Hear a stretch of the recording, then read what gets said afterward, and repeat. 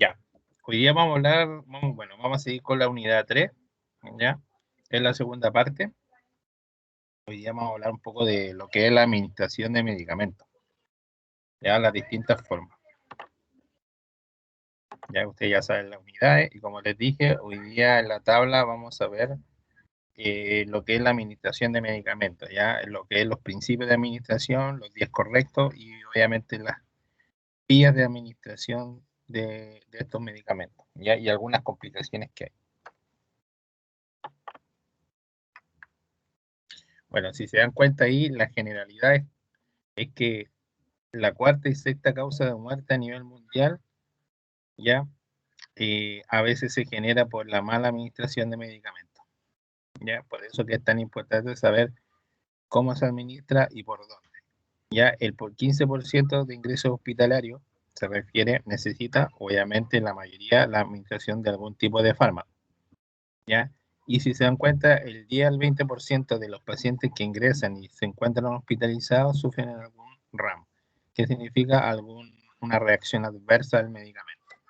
¿Ya? Si se dan cuenta, 7% es grave y 0,32 es mortal. ¿Ya? Porque obviamente cuando ocurren estos RAM, obviamente generalmente ocurren a nivel hospitalario y tienen la posibilidad de actuar y mejorar y obviamente podemos hacer que un paciente que haya sufrido una reacción adversa podamos contrarrestar. Obviamente el paciente no fallece. ¿Ya? Por eso que la mortalidad es poca, pero sí obviamente ocurre. Ya, yo creo que esto ya, bueno, la conceptualización del fármaco es un compuesto químico ya utilizado obviamente con fines ya más que nada terapéuticos, diagnósticos y obviamente preventivos o como preparación para un procedimiento que tenga el paciente. Ya, por ejemplo, una endoscopía, generalmente los pacientes deben tomar, ¿cierto?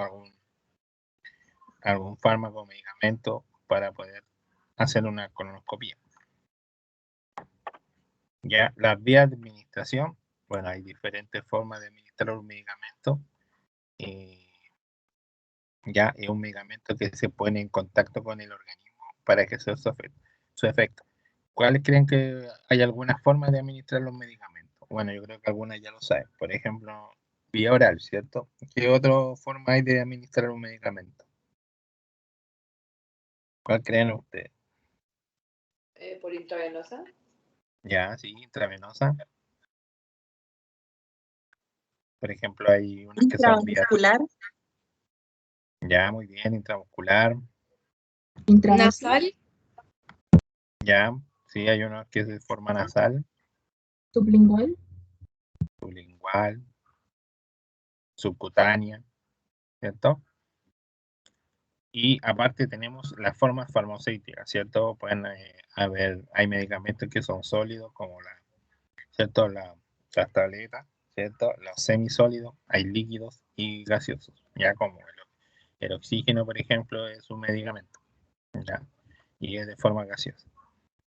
Ya, esto le confiere al fármaco características obviamente específicas y que mejoran obviamente la absorción y el tiempo que el medicamento va a actuar, ¿ya? Por ejemplo, las sublinguales generalmente tienen un efecto o un tiempo de acción más rápido y de absorción. ¿Ya? Los efectos terapéuticos, o sea, los efectos de los medicamentos pueden tener efectos terapéuticos, ya que un efecto, como dice ahí, primario, ya la razón por la cual se prescribe el fármaco.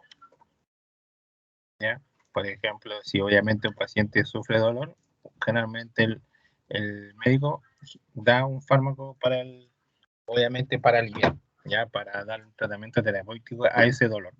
Ya hay otros que es efecto secundario, efecto lateral, ya y que aquel que no se pretende con el fármaco, pero como el fármaco es necesario para eso, produce algún efecto lateral al administrarlo.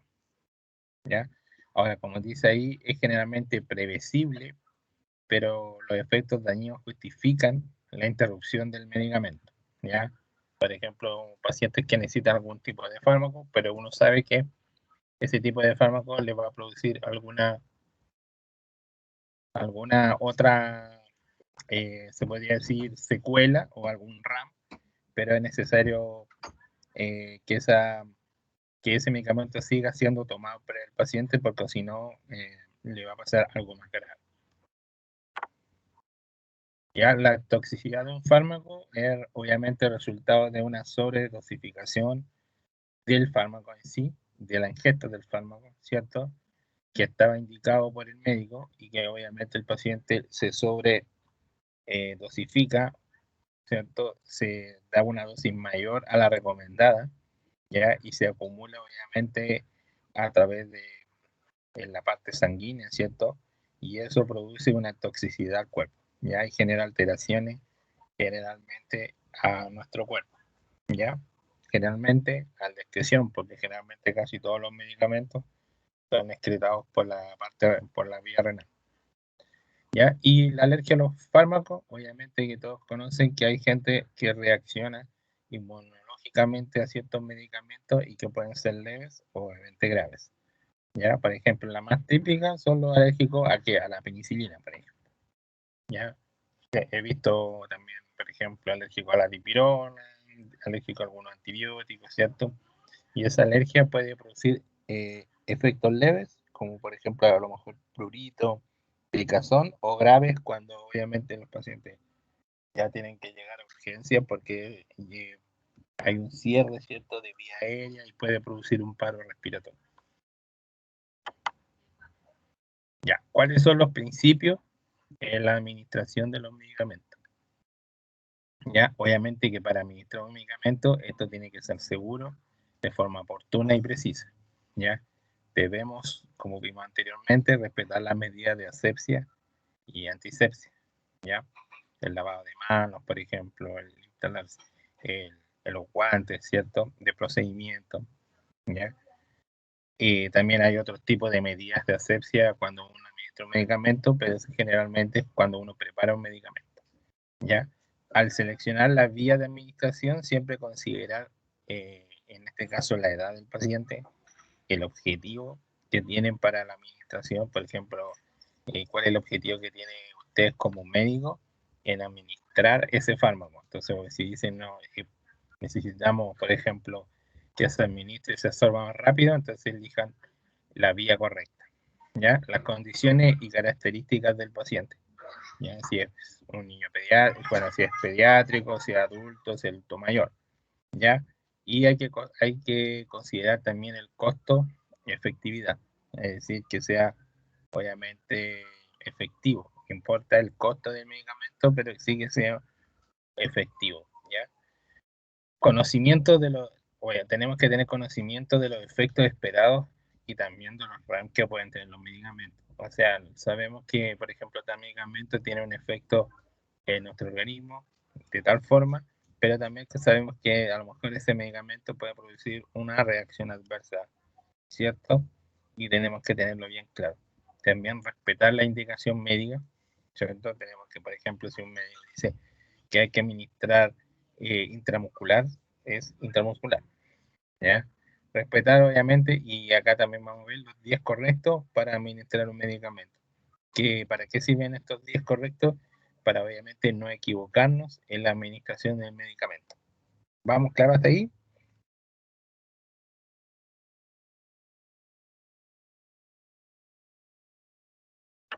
¿Sí? Sí, profe. Ya. Ahora, para la administración de los medicamentos tenemos 10 correctos, ¿ya? Que es lo típico. Generalmente a lo mejor por ahí escucharon los 5 correctos, pero después aparecieron los 10 correctos, ¿ya? El primero, obviamente, que tengo que administrarle al paciente correcto. Por eso que el que va a administrar un medicamento tiene que identificar primero al paciente, ya saber que es el paciente correcto. Por ejemplo, si tiene una dipirona, ¿cierto?, intramuscular, voy a saber, tengo que ir a corroborar que el paciente, por ejemplo, Juan Carlos, al que voy a administrar medicamento, sea ese paciente, ya que sea el correcto, ¿ya? También saber que es el medicamento correcto, ¿ya? Al preparar tengo que saber que el medicamento es correcto, ¿ya? También la dosis correcta. También saber que que la dosis correcta que indica, ¿cierto?, el médico sea la correcta. Por ejemplo, si me indica administrar 3 miligramos, es lo que debo administrar, ¿ya? Administrar por la vía correcta, saber si es por vía subcutánea, intramuscular, endovenosa, oral, sublingual, etc. ¿Ya? 5. Saber administrarlo a la hora correcta. Obviamente, si el medicamento es cada 12 horas y se administró primero a las 8 de la mañana, sé que debo administrarlo de nuevo a las 20 horas. ¿Ya? También, y acá viene lo nuevo que salió en los 10 correctos. Primero en los 5 primeros, y después apareció que es educar e informar al paciente sobre el medicamento. O sea que cuando uno administra un medicamento, debo informar al paciente que lo estoy administrando, por ejemplo, una dipirona, ¿ya? Y informarle, si es que él quiere saber el paciente, también para qué sirve o por qué lo estoy administrando. ¿Ya? También dice como séptimo, generar una historia farmacológica completa, o sea, más que nada para saber si algún medicamento puede interactuar con otro. ¿Ya? Y para eso se hace como en el registro clínico, siempre salen ahí los medicamentos que se le están administrando al paciente. ¿Ya? Indagar sobre posibles alergias, y para eso obviamente antes de administrar un medicamento siempre la persona tiene que preguntarle al paciente si es alérgico a algún medicamento. ¿Ya? 9. Estar enterado de posibles interacciones entre los medicamentos, lo que le decía recién, y que tiene que ver con la historia farmacológica del paciente, y obviamente tengo que registrar lo que hice con el paciente. Siempre tengo que registrar en su ficha clínica que administré tal medicamento, por qué vía y en el horario y en qué horario lo hice, para que también el que administre nuevamente el fármaco sepa dónde lo administré, la localización también. Ya, entonces, estábamos viendo por qué vía se administran los medicamentos. Existen los famosos no parenterales y los parenterales. Ya, los no parenterales son más que nada, por ejemplo, están divididos en tópicos, ya, en enterales o digestivos y en respiratorios. Ya, de los no parenterales, por ejemplo, van a tener el tópico algunos medicamentos de forma cutánea, ¿cierto? Por ejemplo, los oftalmológicos, ¿cierto? Que son las gotitas, por ejemplo, los óticos y el vaginal. Esos son los no parenterales, de origen tópico. ¿Ya? Los de origen digestivo, por ejemplo, está obviamente, vía oral, el sublingual, el rectal, ¿ya? El que se administra por sonda nasogástrica, el que se administra por sonda nasoyeyunal, ¿ya? O a través de la gastrostomía, ¿ya? Y la inhalatoria, obviamente, son los inhaladores, por ejemplo, o aquellos que se administran por tubo endotraqueal, ¿ya? En el parenteral van a tener los intradérmicos, que también es una forma de administrar, los subcutáneos, los intramusculares y los endovenosos, ¿ya?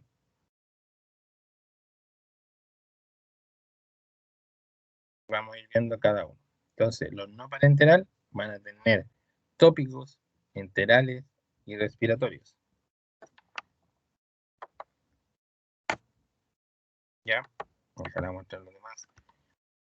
Dentro de las vías no parenterales van a tener los tópicos, ¿ya? Y referente a los tópicos se aplica generalmente directamente sobre la piel o la mucosa. Por ejemplo, las gotitas en el oído, las gotitas en los ojos, ¿cierto? Las cremas, ya, por ejemplo, los diclofenaco en gel, esos son vías no parenterales tópicas, ¿ya? La aplicación, como les dije, es una aplicación directa sobre la piel o las mucosas y tienen una ventaja que es bastante sencillo, porque son gotitas o cremas, permite uno autoadministrar, ¿no? O sea, la persona puede irse a su casa y administrarse sus gotitas. Tiene un efecto local o sistémico, cualquiera de los dos, pero la desventaja que obviamente resulta un poco incómodo, un poco estético para el paciente, ya porque, por ejemplo, gotitas en los ojos molesta, ¿cierto? Es incómodo, ¿ya?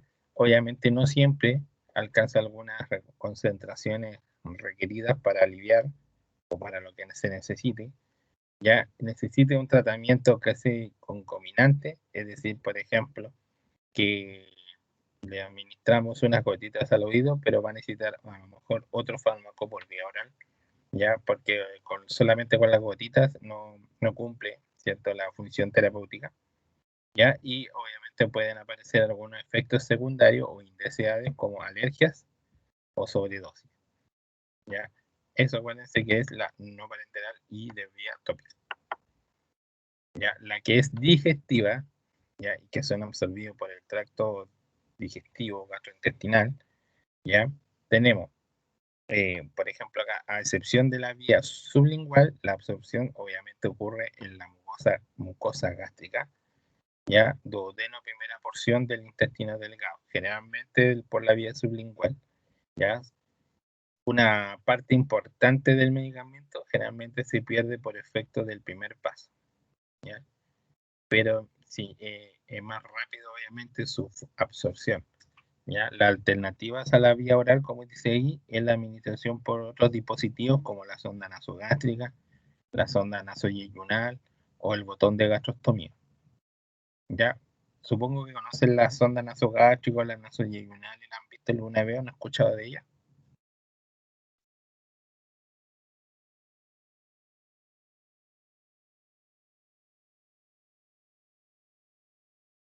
¿Han escuchado alguna vez de las sondas nasogástricas o nasoyeyunal? Sí, profe. Ya, perfecto. Ya la administración, obviamente, a través de la mucosa oral, ya que es deglutir algo, ¿cierto? También una técnica sencilla, ya, cómoda, sí, indolora, permite también autoadministrársela, ya, es una vía segura en caso de sobredosis, ya. ¿En qué se refiere a eso? Que cuando una persona se hace una sobredosis de un medicamento por vía oral, es como más seguro, es una vía segura en poder ayudar al paciente sobre esa intoxicación. Ya uno puede hacer lavado gástrico, el carbón activado, etc. Ya, la desventaja es que obviamente tiene un efecto muy lento, ya, para tener fines terapéuticos aceptables. Pueden producir malestar gástrico, ¿cierto? Algunos medicamentos generalmente, no sé si han escuchado algunas veces que los pacientes dicen, me da reflujo, me da náusea o me hace doler la guatita, ¿ya? Porque pueden producir este malestar, ¿eh? Ya no puede ser administrada en pacientes obviamente con problemas de deglución o vómito, porque si no obviamente no alcanza tampoco a llegar al efecto terapéutico. Ya las dosis inexactas al haber efecto del primer paso en relación a lo mismo que las sublinguales, que como el medicamento se absorbe, ¿cierto?, en el intestino, generalmente una gran parte o una pequeña parte en realidad se pierde durante el primer paso, ¿ya? Y la RAM es más frecuente, aunque no lo crean, el tener reacciones adversas al medicamento es más frecuente, como el malestar gástrico y el brote alérgico. Esta es la vía oral. Ya la Profe, vía azul, ¿sí? tengo una duda. Ahí salía que la desventaja del medicamento oral era que, o sea, como que no se puede aplicar para pacientes que que vomitan y eso. Pero ¿por qué el omeprazol, que es un medicamento utilizado para evitar el reflujo, se administra por vía oral? Que justamente me parece que, bueno, hay dos formas de administrar el omeprazol. Bueno, cuando son pacientes que están en sus casas, obviamente se lo dan oral. Por ejemplo, a nivel hospitalario está el endovenoso. Ya, pero ¿por qué se administra por vía oral? Porque obviamente, generalmente a los pacientes que tienen reflujo o, por ejemplo, pacientes que refieren que al tomar tantos medicamentos, obviamente van a tener malestar, es porque eh, necesitan que actúe, obviamente, el medicamento de forma directa. Entonces, al final lo administran por vía oral, se administra por vía oral para hacer un efecto más rápido. Porque también no existe la posibilidad que en la casa eh, se administre un omeprazol endovenoso. Ya tendrían que llevar a algún profesional para administrarlo. Claro. Pero de forma oral, cuando están en las casas, lo hacen para que haga un efecto, digamos, más rápido. En realidad igual tiene un efecto súper bueno en estos pacientes que obviamente viven en sus casas y se toman un montón de medicamentos.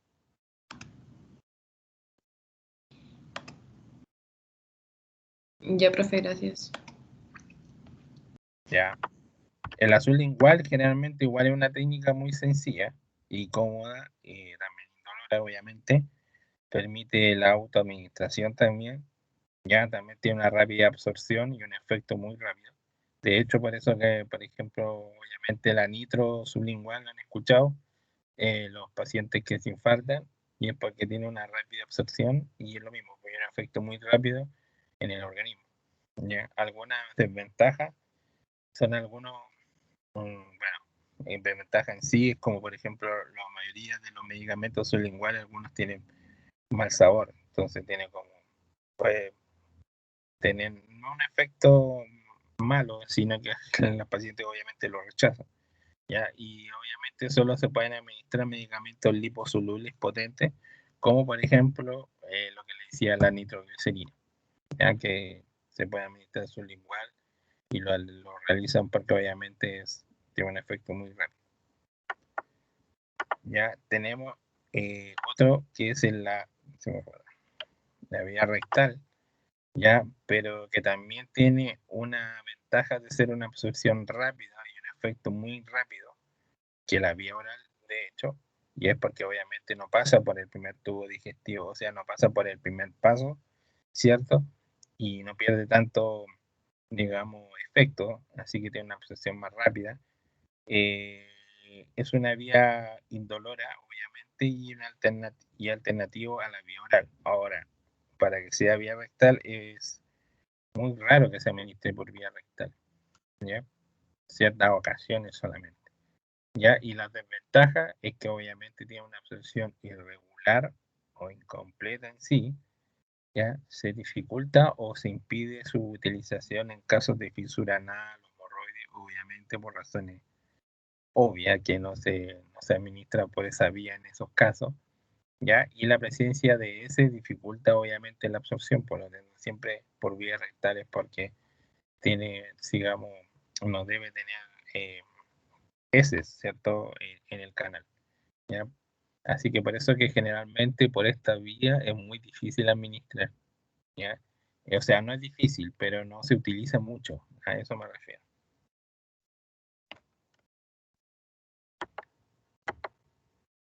¿Ya? Y los otros son los vías que les dije, que eran vías tales como sondas nasogástricas, sondas nasoyeyunales, gastrostomía, generalmente tiene una administración más directa. Por ejemplo, la sonda nasogástrica llega directamente ¿cierto? A la parte gástrica, ¿cierto? Y la nasoyeyunal, ¿cierto? Generalmente el yeyuno, que es la parte del intestino, ¿cierto? Y obviamente la gastrostomía, que es ya de forma muy directa, ¿ya? La ventaja es que, como les dije, es una administración directa al estómago o al duodeno, y las desventajas que obviamente la sonda en sí es molesta, ¿ya? Y produce irritación de la mucosa nasal, por ejemplo, de la sonda nasoyeyunal o nasogástrica, ¿ya? Aumenten las secreciones como el moco, ¿sí? Puede producir neumonitis porque puede producir perforación del esófago, ¿ya? Y en el caso de la gastrostomía, obviamente porque es una cirugía para colocar, obviamente, y realizar una gastro, siempre hay irritación o puede haber irritación en la piel circundante de la gastro o del botón gástrico y la infección alrededor de la ostomía. De hecho, generalmente siempre es un manejo de un profesional de la salud cuando un paciente tiene una gastrostomía, ya porque siempre va a necesitar curaciones, vigilancia, etc.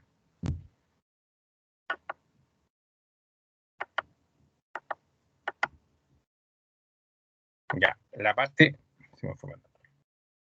respiratoria, en realidad, son medicamentos, como dije, que son bien absorbidos o pueden ser absorbidos por el tracto respiratorio, y eso puede ser mucosa de las fosas nasales, la tráquea, los bronquios terminales y a veces alvéolos. ¿Ya? Los medicamentos que se utilizan por esta vía general puede causar reacciones adversas, ¿cierto? De los medicamentos, las cuales deben ser conocidas, ¿ya? Y pueden ser líquidos o en estado gaseoso. Por ejemplo, el oxígeno en estado gaseoso, cuando uno, por ejemplo, un paciente asmático, el salbutamol, ¿cierto? Se nebuliza, es también algo gaseoso, por ejemplo. Ya los inhaladores, los presurizadores, ya está, como le decía, la oxigenoterapia, la nebulización, ya también la administración, hay por ejemplo, en el área pediátrica, hay veces que para, para los niñitos que necesitan, por ejemplo, algún TAC, que necesitan un TAC, eh, digamos, donde no se muevan, y son, obviamente, los niños no entienden a veces y se mueven igual, le administran por vía nasal algún tipo de eh, benzodiazepina, ya para que se queden un poco tranquilos o puedan tomar un escáner de forma, digamos, más tranquila, ya, y eso con fines terapéuticos, obviamente. Ya, por vía inhalatoria tiene sus ventajas, sí, que es una técnica indolore, no va a doler, ¿cierto? Permite también autoadministrarse, ¿cierto? Hay muchos pacientes asmáticos, por ejemplo, o muchos pacientes que sufren de algún tipo de enfermedad respiratoria, donde pueden llevarse su medicamento a la casa y autoadministrárselo, siempre con, obviamente, la debida educación que se le debe hacer a los pacientes, ¿ya? Y tiene un efecto rápido. ¿Ya? Y la desventaja es que va a depender de la forma de administrar el medicamento. Ya, como les decía, necesitan generalmente estos pacientes que hacen terapia respiratoria, que necesitan educación, ¿ya? Para el uso del dispositivo, ¿ya? Porque si no lo saben usar, obviamente el medicamento no hace el efecto terapéutico que queremos que haga, ¿ya? ¿Puede ser un método caro? Sí, puede ser, ¿ya? Generalmente todo lo que es respiratorio es un poco más caro en el sentido de debido a la marca, por ejemplo el salbutamol, o por ejemplo hay otros tipos, el salbutamol no es tan caro, pero por ejemplo hay otros que son un poquito más caros, como la budesonida, ya, etcétera, que son un poquito más caros. Ya, también el paciente requiere estar sentado o semisentado, eh, por eso que depende del paciente si es una ventaja o desventaja. Y el RAM, como les dije, es un poco más frecuente porque genera algunas veces taquicardia o algún tipo de alergia. Pero les puedo comentar que lo que más se ve en estos pacientes como RAM son las taquicardias, ¿ya? Por vía del tubo endotraqueal, generalmente, obviamente, es una aplicación casi directa sobre la tráquea o sobre los bronquios, ¿ya? Generalmente las ventajas que se administra, hay administración de medicamentos cuando son útiles en la reanimación, por ejemplo, un paciente que cae en un paro y no tenemos vía venosa, y tenemos un paciente intubado, se puede administrar obviamente al paciente eh, a través del tubo endotraqueal, ¿ya? Y obviamente también es importante que a través del tubo se puede hacer aspiración de secreción. La desventaja es que obviamente es un paciente inconsciente, ¿ya? Y el manejo, y hay que tener un manejo específico del tubo endotraqueal, ya para poder administrar, para poder aspirar, y hay que tener un buen conocimiento del tubo. Ya, vía nasal, obviamente, vía nasal, ¿cierto? Generalmente son medicamentos que son absorbidas in situ o en otra área, pero generalmente sus ventajas son que como las membranas de las mucosas son altamente vascularizadas, como le puse ahí, por lo que la absorción también es muy rápida, no es un método invasivo, ya, y uso preferente, por ejemplo, para las alergias, ya. También, como le dije, lo he visto generalmente en la parte como pediátrica que se utiliza, dependiendo para qué, pero se usa para fines terapéuticos. Ya, en la desventaja es que obviamente produce congestión si se utiliza de forma prolongada. Ya empieza a tener molestar, irritación nasal. Y tenemos obviamente las administraciones parenterales, que ahí tienen las intradérmicas, las subcutáneas, las intramusculares y la endovenosa. Aquí les muestro con esto que hay, dense cuenta de cómo se administra cada uno de los medicamentos dependiendo si son intramusculares, subcutáneo, endovenoso, intradérmico, etcétera. ¿Ya? Por ejemplo, siempre el intramuscular siempre se administra a 90 grados. ¿Ya?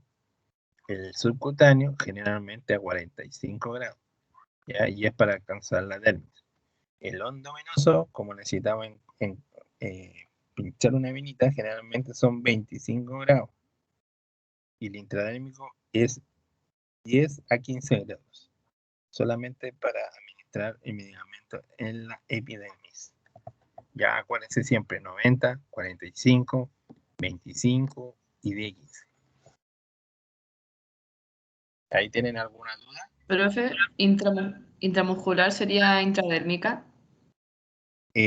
No, por ejemplo, la intradérmica es como cuando uno, es como casi entrar a la 10 a 15 grados y entrar cuando uno, no sé si en algunas lo han hecho, pero a veces uno entra, es como casi en la parte superficial de la piel, ¿ya? Es como hacer, generalmente cuando uno administra una intradérmica, uno hace como un tipo de globito, ¿cierto? En la piel. Se observa cuando uno le administra el medicamento. En cambio, la intramuscular es profunda, en 90 grados, y uno tiene que llegar generalmente al músculo.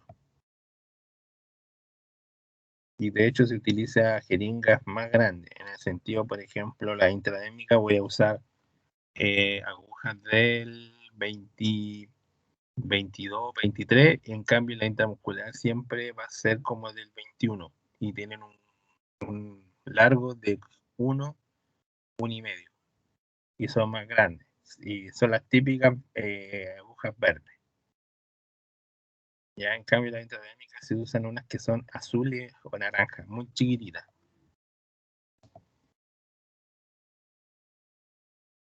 Y el grosor de estas son también más chiquititas.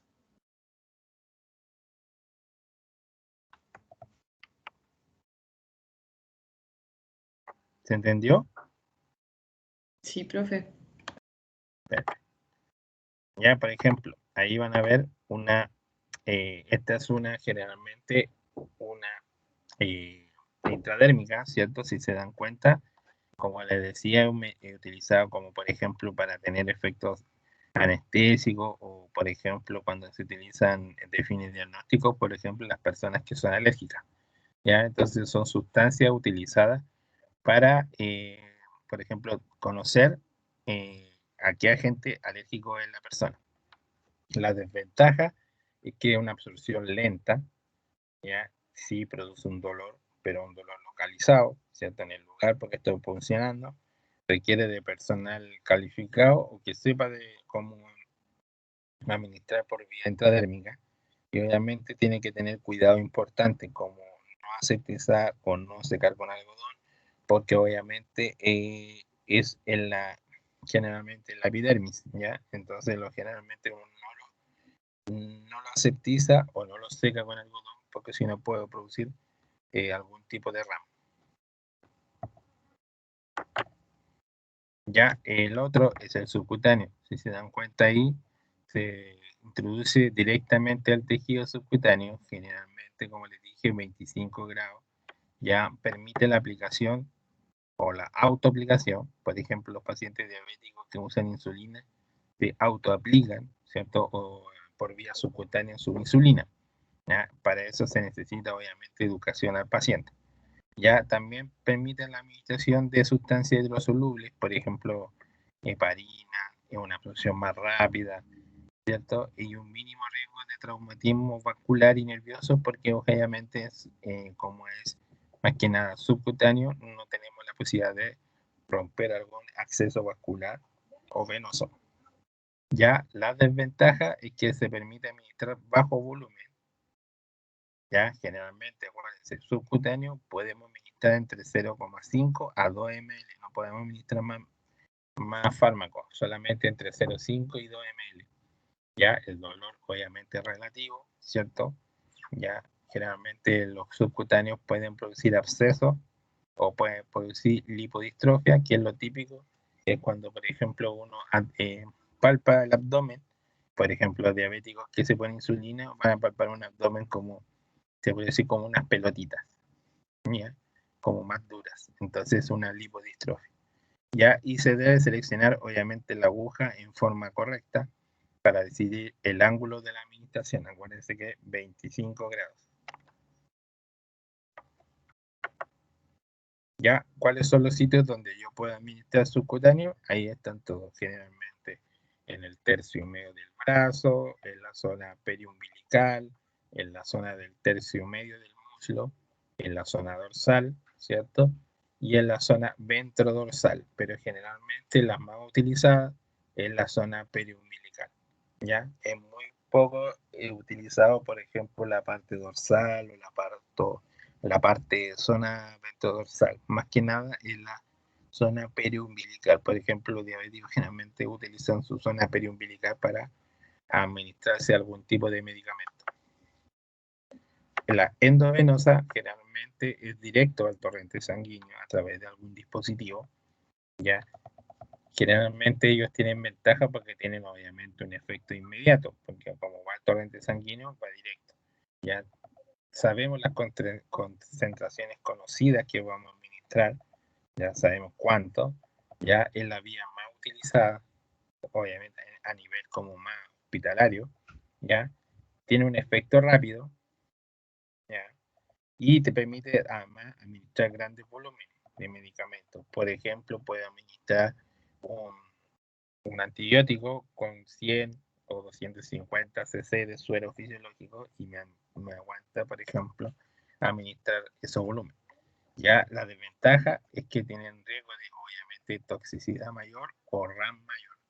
Es decir, que puede tener riesgo de reacciones adversas mayores, que pueden ser rápidas y severas, como por ejemplo la flebitis es una, por ejemplo, que la vía se salga de su lugar, de la venita, y empieza a administrarse no en torrente, sino que empieza a ser como un tipo de flebo, ¿ya? Que es como que nuestro parte donde está administrado la vía venosa aumente de volumen. Entonces, en realidad, el medicamento que de ahí puede producir algún tipo de necrosis, como más adelante, como necrosis tisular, embolia aérea, bacteremia. Entonces, por eso que es importante cuando se administra por esta vía, en realidad todos los profesionales de la salud saben que hay que tener como una vigilancia extrema con las vías venosas, ¿ya? Profe, ¿qué significa RAM? Son reacciones adversas al medicamento. Ya, gracias. Ya.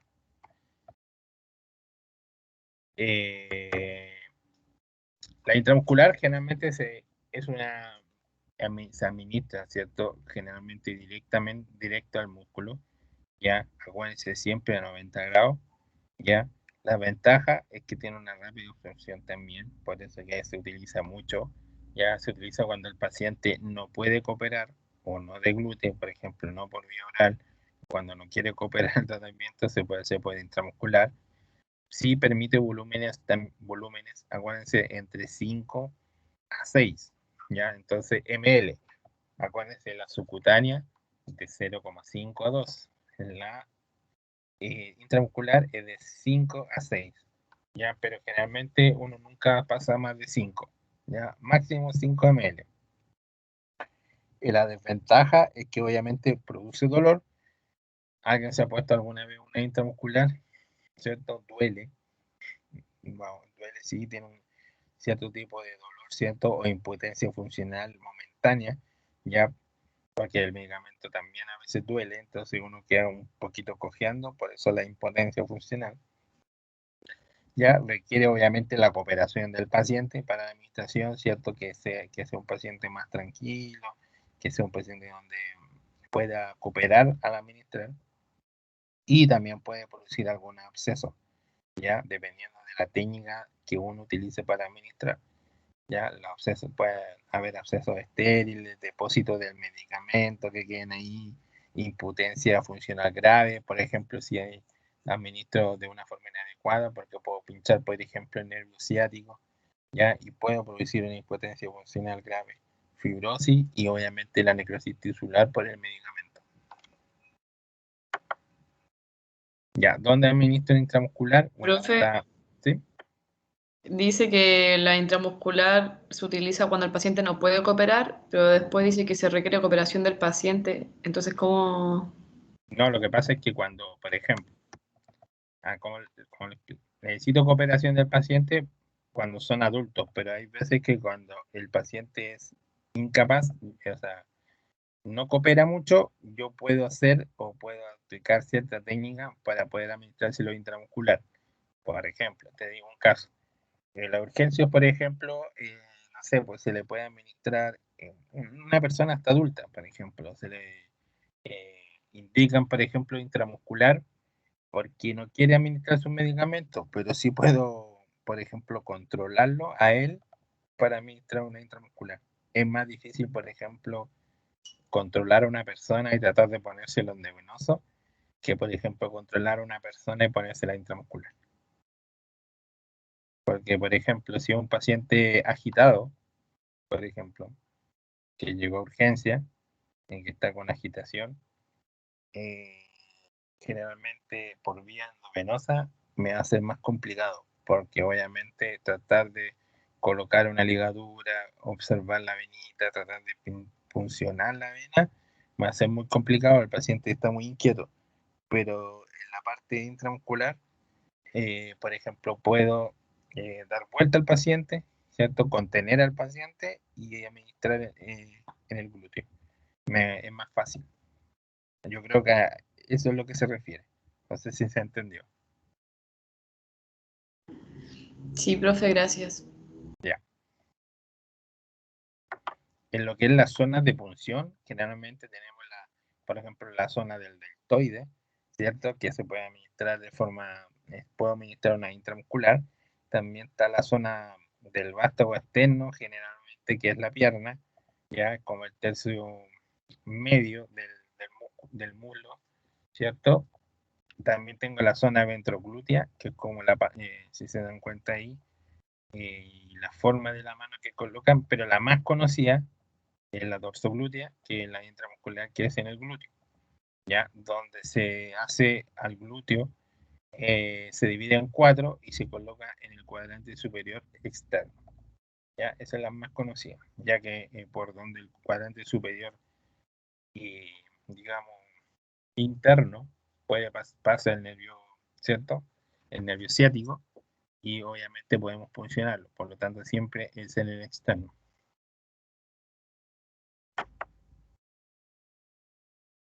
Ya el medicamento que se utiliza endovenoso de uso periférico es el que tenemos, por ejemplo, en los brazos, y se canaliza los brazos, ¿cierto? Con una bránula y permite la administración de algunos medicamentos que son irritantes, por ejemplo, algún antibiótico o volúmenes parciales dependiendo del diámetro del dispositivo. La vía venosa la tenemos 22, 24, 18, 20, 14 y 16. ¿Ya? Y va a depender la más gruesa y más que donde se puede administrar más fluidos en la 14, después la 16, después la 18, o sea, después la 20, después la 18 y después termina la 22 y termina con la 24. Ya cada uno tiene un calibre determinado, por lo tanto, dependiendo de eso, es como cuánto puedo administrar y cuánto volumen. Ya, en cambio, la de uso central canaliza obviamente vasos de grueso calibre, por ejemplo, un catéter venoso central, ¿ya? Y permite la administración de volúmenes grandes y también de algunos medicamentos especiales, por ejemplo, las drogas vasoactivas generalmente se pasan por catéter venoso central.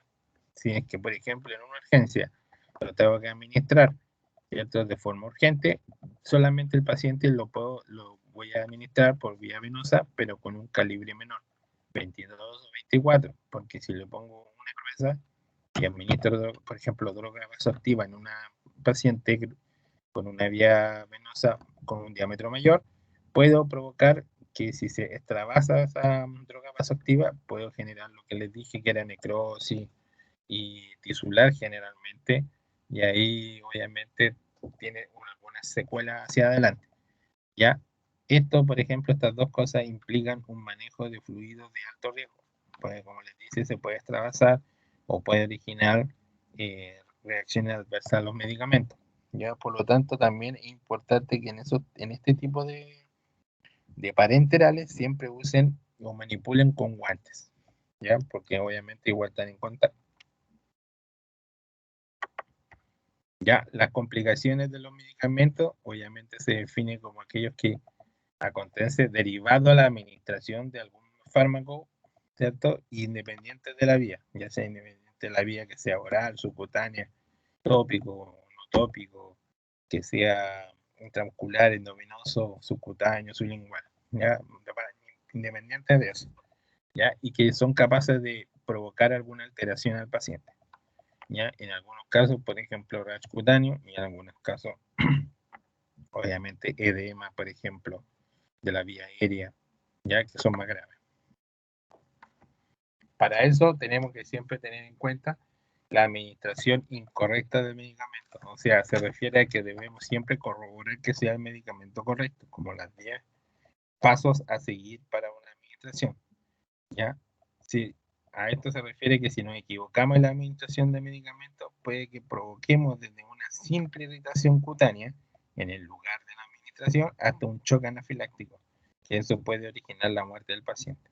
Aunque se ve muy poco, sí ocurre, pero sí he visto choque anafiláctico por medicamentos, ¿ya? Y por, obviamente, uno equivocarse al administrar.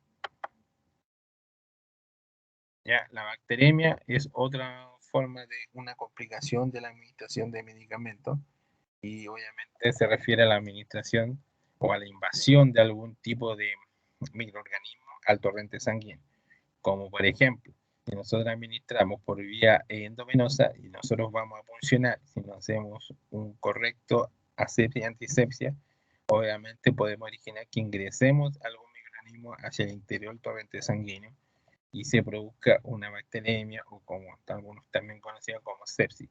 ¿Ya?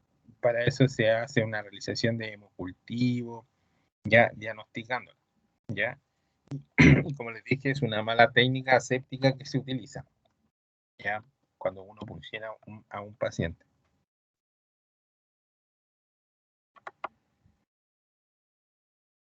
Acá tenemos otro que es otra complicación, que es la embolia gaseosa, ¿ya? Y es la entrada de gas en forma de burbuja de aire. Por ejemplo, cuando administramos medicamentos nos quedan burbujas dentro de la jeringa, generalmente puede producir una embolia.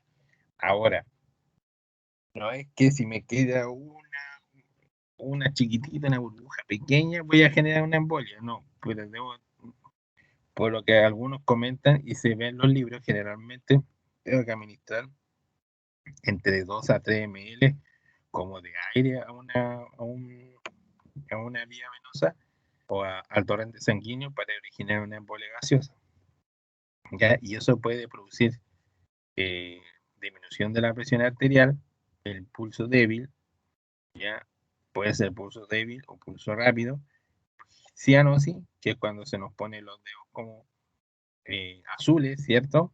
Y genera una dificultad respiratoria y la pérdida de conciencia.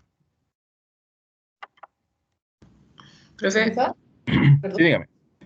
¿Con cuánto podría morir una persona? Generalmente entre 2 a 3 ml de aire. Por ejemplo, ¿cuándo puede ocurrir?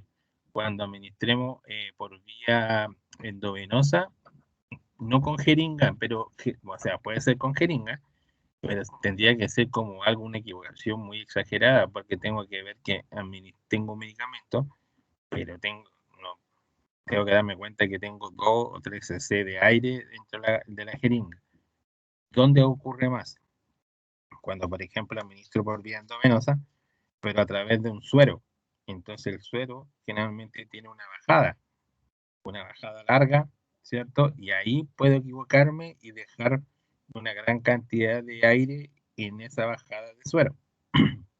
Por eso que cuando uno administra por suero, uno tiene que darse la labor de que el suero que voy a administrar pase por toda la bajada y tengo que observarla en todo el rato posible hasta que llegue abajo y bote unas gotitas de...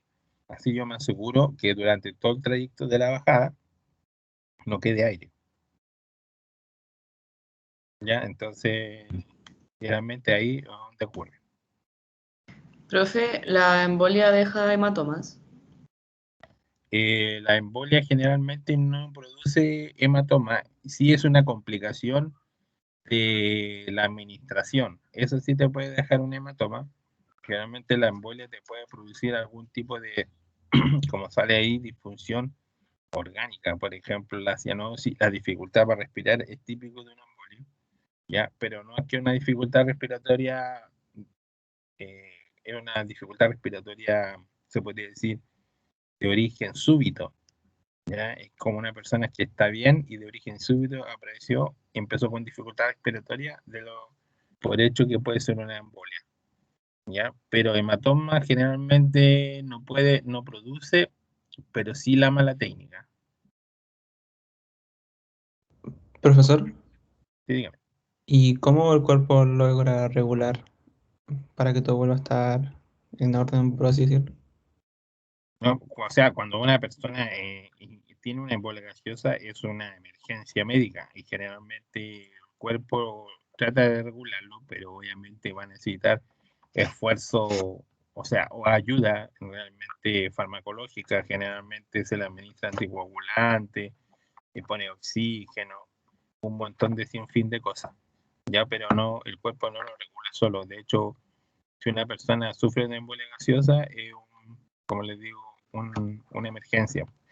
Si ustedes vieron, no creo que se acuerden, pero ustedes vieron el caso de Santiago también le dio una embolia gaseosa, pero por trauma. Por ejemplo, eh, no sé si se acuerdan del caso de un niño que se subió a unos juegos de Fantasylandia y dejó los pies afuera y después se los fracturó. Sí, Ya, ese chico, por ejemplo, él falleció por embolia gaseosa. Ya, y fue porque cuando se fracturó las dos piernas, una de las recomendaciones que se le hace en una persona fracturada es que si tiene una fractura, por ejemplo, abierta o expuesta, no volver a poner, o sea, no intentar poner el huesito en su lugar. Y pasó que obviamente se le fracturó las piernas, trataron de hacer eso, y durante ese procedimiento ingresó un bolo de aire por el torrente sanguíneo y le dio una embolia gaseosa. Y ahí ese joven después falleció en el hospital. Estuvo grave harto rato, harto tiempo, estuvo como casi 2 semanas y al final murió por la embolia gaseosa.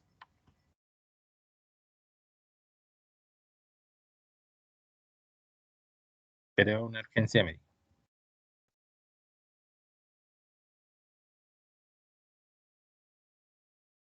¿Está bien? sí, gracias.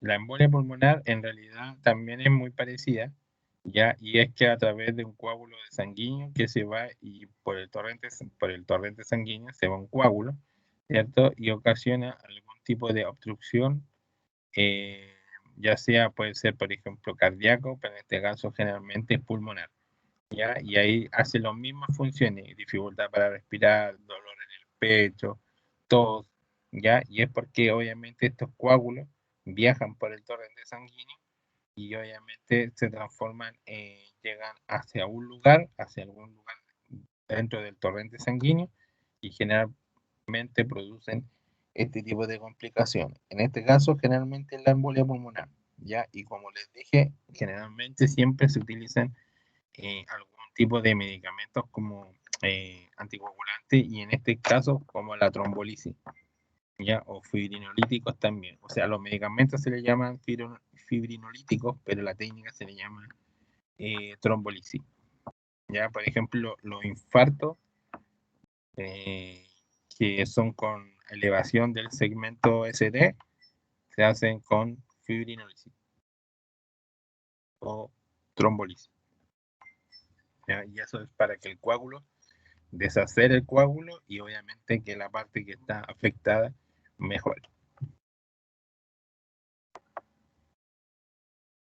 Ya, lo otro es lo que les decía, la extravasación. Ahora, la extravasación sí puede originar hematomas o la mala punción, ¿ya? Y eso es cuando la salida del medicamento del volumen que voy a administrar no está en el torrente sanguíneo, sino que se va hacia el espacio perivascular. Y eso es una mala técnica. Por ejemplo, yo como profesional instalé la vía venosa y la dejé mal puesta, entonces el medicamento no pasa por el torrente sanguíneo, sino que va a pasar por el espacio perivascular y va a producir este tipo de extravasación.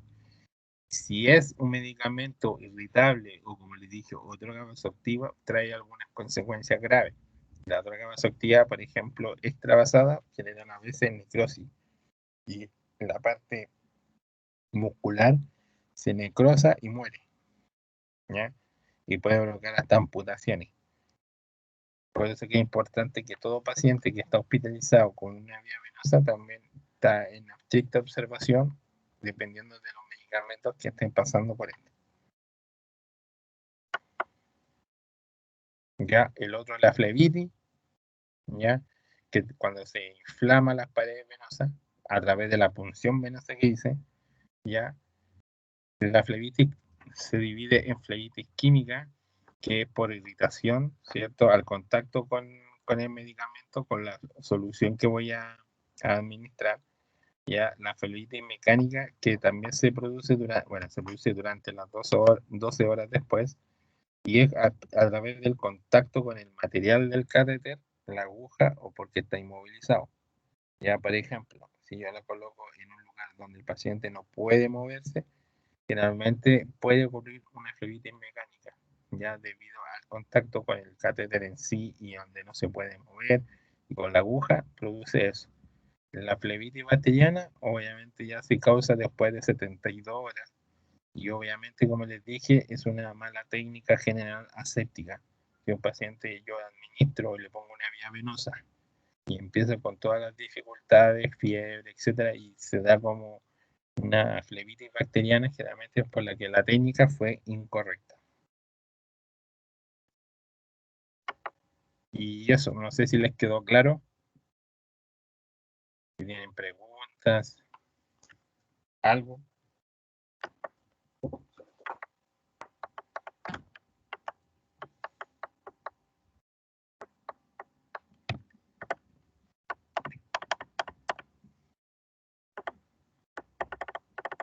¿Les quedó dudas? Profe, este PPT lo va a subir a los archivos de Teams. A los archivos de Teams y también al Moodle. Ya, muchas gracias. Le iba a comentar de que al final ya quedamos con los laboratorios en 2 días. Y lo otro es que la otra semana, no sé si recuerdan, que tenemos la primera prueba.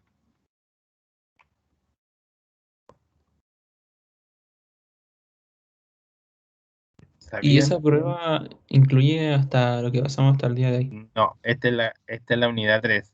La primera prueba es de la unidad 1 y 2. Ah, ya. Gracias. Ya, lo que les pasé la semana pasada también es de la unidad 3. Así que es la unidad 1 y 2 solamente. La segunda prueba es la 3 y 4. Profesor, disculpe, Sí, dijo prueba la próxima semana. el día 5, por lo que yo vi en el cronograma. Es que en el cronograma aparece el 26 de noviembre. Déjeme, No sé primera. para qué. Sí.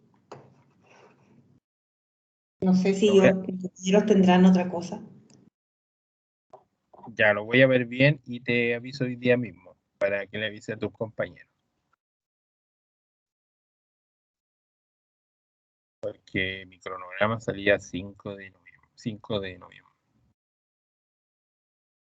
Ya, pero lo voy a revisar bien y te doy una respuesta ahora en un ratito más.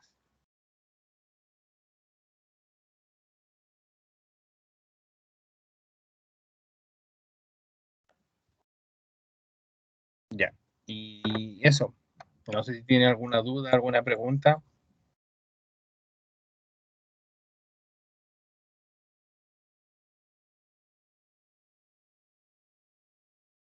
Profe, yo igual tengo anotado que es el 26 de noviembre en el calendario la primera evaluación. Dice unidad 1 y 2. Ya, entonces lo vamos a dejar para... o sea, Sale, voy a... sale que es después de la primera, o sea, de la segunda semana de receso. Ah, ya.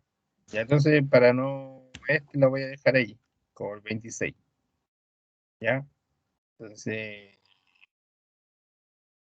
nos vemos la otra semana. Profesor, ¿Sí? ¿y cómo son, de qué tipo son sus pruebas?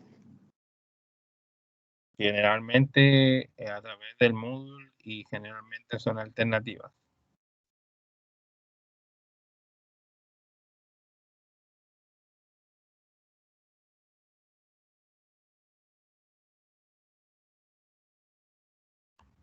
Son como alternativas. Generalmente nunca hago preguntas abiertas, más que nada para no, porque son hartas, así que generalmente son preguntas alternativas o verdadero o falso, cosas así. Profe, ¿Sí? ¿cuándo se aprende la posición correcta de la jeringa, pero de manera más práctica? Que se supone que deberían haber laboratorios para eso, pero debido a la cantidad de aforo y personas, no se va a hacer eso al laboratorio. Lo que nos interesaba a nosotros, hacia ustedes, es que sí aprendieran reanimación y el lavado de manos, que es importante. Ahora, durante esos laboratorios, podemos sí mostrarle un poco lo que son las funciones. A lo mejor no que la practiquen, pero sí que vean cómo se hace.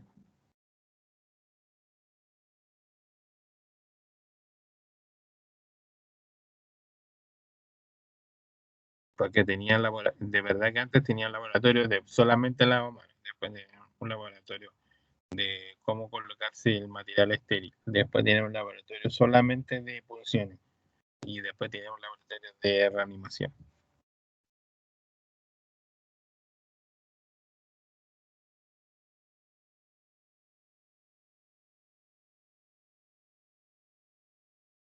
Ya, profe, gracias. Pero lo podemos ver en el laboratorio para que vean cómo se hace y no queden con la duda.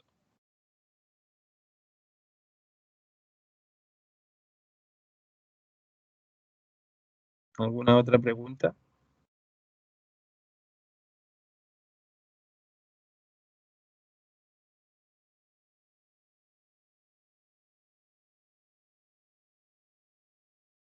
Entonces, sí, dime. Entonces, la prueba del 26 de noviembre va a ser solo de la unidad, o sea, hasta la materia de la clase pasada. Sí, O se puede agregar materia. ah, el día 26 solamente la unidad es 1 y 2. Esta que les pasé hoy día, más de la otra clase, era la unidad 3 ya. Ya, gracias. Ya, ya. Si no hay más preguntas, bueno, que estén bien, cuídense, que tengan un buen fin de semana. Así que ahí nos vemos la otra semana. Chao, profe, que esté bien, gracias. Chao, Chao, profe. que estén bien. Gracias. Chao, profe. Chao, profe. Gracias. Hasta luego, Chao, profe. chao.